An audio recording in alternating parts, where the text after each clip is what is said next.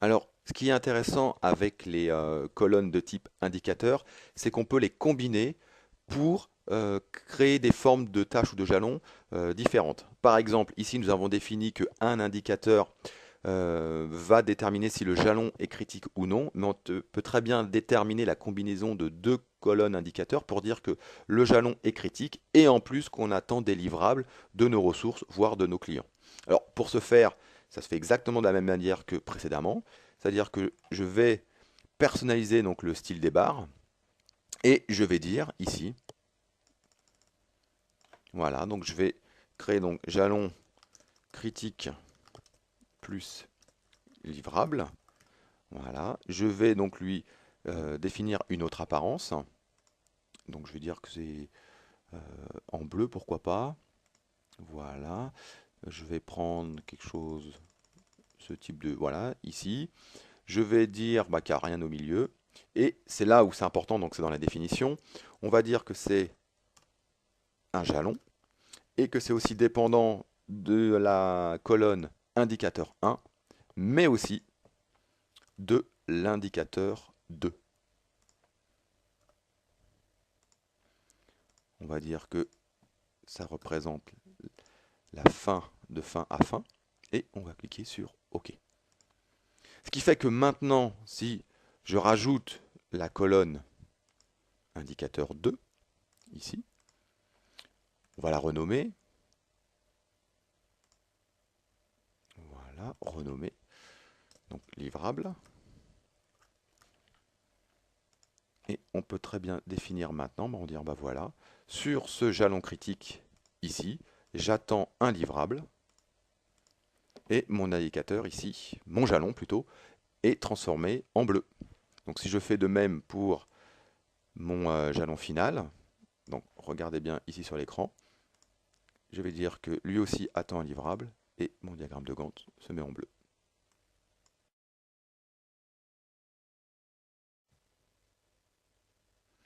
Alors, ce qui peut être intéressant dans ce type d'affichage, une fois que nous avons créé la forme des jalons que l'on souhaite avoir, l'idée, ça serait de pouvoir reporter ces formes sur les tâches récapitulatives.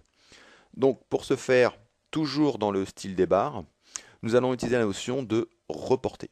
Donc, pour ce faire ici, on va par exemple, pour nos jalons critiques, on va les créer un affichage ici reporté. Voilà, donc jalon critique, reporté. On va donc, ce qu'on va faire, on va définir exactement la même forme.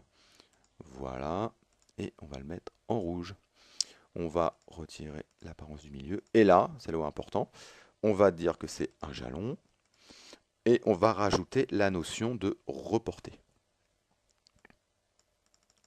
Ici. On va dire que c'est aussi piloté par l'indicateur numéro 1.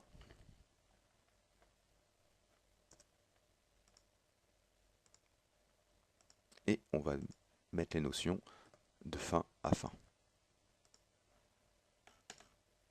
Ce qui fait que maintenant, sur le report de mes barres, ici, je vois mon jalon critique. Alors, pour bien faire, ici, on voit que c'est un jalon critique et bleu, donc il faut faire exactement la même chose pour les jalons critiques qui attendent des livrables. Donc, nous allons le faire tout de suite. Et nous allons voir notre Gantt personnalisé. Donc, ça nous permet de voir ici le report de nos jalons. Ce qui peut être intéressant aussi, c'est de faire la même chose sur la tâche récapitulative du projet. Donc, pour ce faire, un double clic sur la tâche récap du projet et de cocher la case afficher les barres du Gantt reporté. Et on retrouve ici nos jalons reportés sur notre tâche récapitulative du projet. Ce qui peut être intéressant, c'est de créer une vue très synthétique. Donc la vue que j'aime bien, moi, c'est ce type de vue, où en plus je masque la barre de la tâche et de ne sortir qu'une vue jalon. Ça me permet de voir le jalonnement de mon projet et de voir les jalons particuliers comme les jalons critiques et les jalons critiques qui attendent des livrables.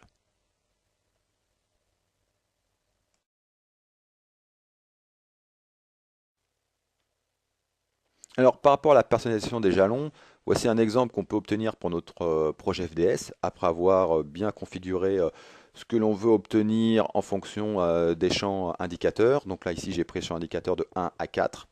Donc là, par exemple, on peut voir sous forme d'étoile les jalons qui sont terminés, sous forme de rond vert les jalons sur lesquels un livrable a été donné et terminé, et ainsi de suite, les jalons critiques et les jalons sur lesquels on attend encore des livrables clients.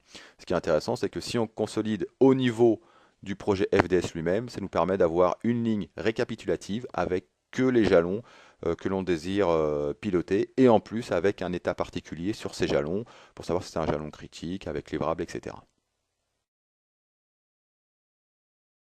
Alors maintenant, nous allons voir une autre astuce qui consiste en la création de master projets, de master plans ou de projets consolidés.